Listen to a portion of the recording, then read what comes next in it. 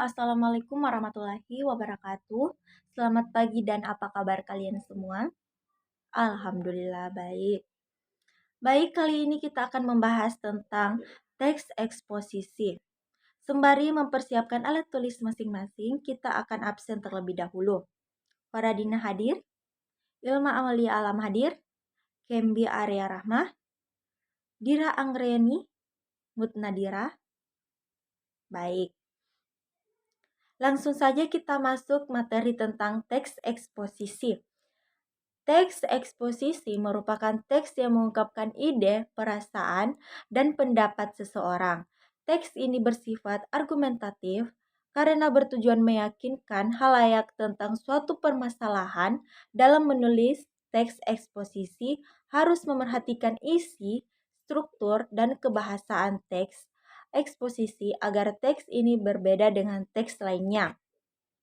Adapun struktur teks eksposisi, yang pertama itu tesis atau pernyataan umum, merupakan kalimat-kalimat yang memberikan gambaran umum tentang permasalahan yang diangkat di dalam teks itu. Dan yang kedua, rangkaian argumen, pendapat atau argumen penulis dengan sebagai perjelasan dari tesis yang dijelaskan sebelumnya. Biasanya bersifat fakta-fakta untuk memperkuat argumen-argumen penulis, terdapat pada paragraf kedua dan paragraf ketiga. Dan yang ketiga, penegasan ulang. Penegasan ulang adalah perumusan kembali secara ringkas, biasanya bagian ini disebut dengan penutup atau simpulan, terdapat pada paragraf terakhir.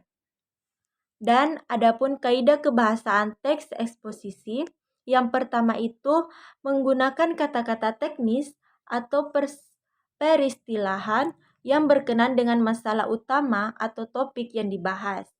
Dan yang kedua itu menggunakan kata-kata yang menunjukkan hubungan penyebab untuk mengatakan sesuatu yang argumentatif. Misalnya jika, maka, sebab, disebabkan, karena, dan demikian, akibatnya, sehingga, dan oleh karena itu. Dan yang ketiga, menggunakan kata-kata kerja mental, yakni kata kerja yang menyatakan kegiatan abstrak sebagai bentuk aktivitas pikiran. Kata-kata yang dimaksud misalnya memerhatikan, menggambarkan, mengetahui, memahami, dan berkeyakinan, berpikir, dan kata-kata tersebut digunakan dalam pernyataan yang mengungkapkan pendapat penulis terkait dengan masalah yang dibahasnya. Dan yang keempat, menggunakan kata-kata persuasif, seperti hendaklah, sebaiknya, diharapkan, perlu, harus, dan seharusnya. Dan yang terakhir, menggunakan kata-kata perujukan, seperti menurut, berdasarkan, dan merujuk. Adapun ciri-ciri teks eksposisi, yang pertama itu tulisan itu bertujuan memberikan informasi, pengertian, dan pengetahuan. Dan yang kedua itu tulisan ini bersifat menjawab pertanyaan apa, mengapa, kapan, dan bagaimana. Dan yang ketiga disampaikan dengan gaya lugas menggunakan bahasa baku.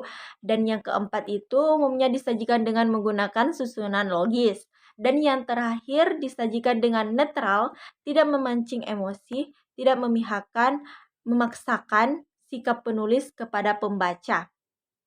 Adapun materi terakhir yaitu jenis-jenis teks eksposisi. Yang pertama itu eksposisi definisi, memaparkan definisi atau pengertian suatu topik tertentu. Dan yang kedua itu eksposisi proses, tahapan-tahapan atau cara-cara untuk melakukan sesuatu dari awal hingga akhir. Dan yang ketiga itu eksposisi ilustrasi, memberikan gambaran atau penjelasan yang sederhana mengenai suatu topik dengan topik lainnya yang mempunyai kesamaan sifat atau kemiripan. Dan yang empat itu eksposisi pertentangan, berisi hal pertentangan akan suatu hal dengan hal lainnya. Dan yang kelima itu eksposisi laporan, memberikan laporan dari sebuah peristiwa atau penelitian tertentu. Dan yang terakhir itu eksposisi perbandingan. Ide atau gagasan utamanya dipaparkan dengan cara membandingkan suatu hal dengan hal yang lainnya. Baik, Sampai sini materi kali ini, sampai ketemu minggu depan. Assalamualaikum warahmatullahi wabarakatuh.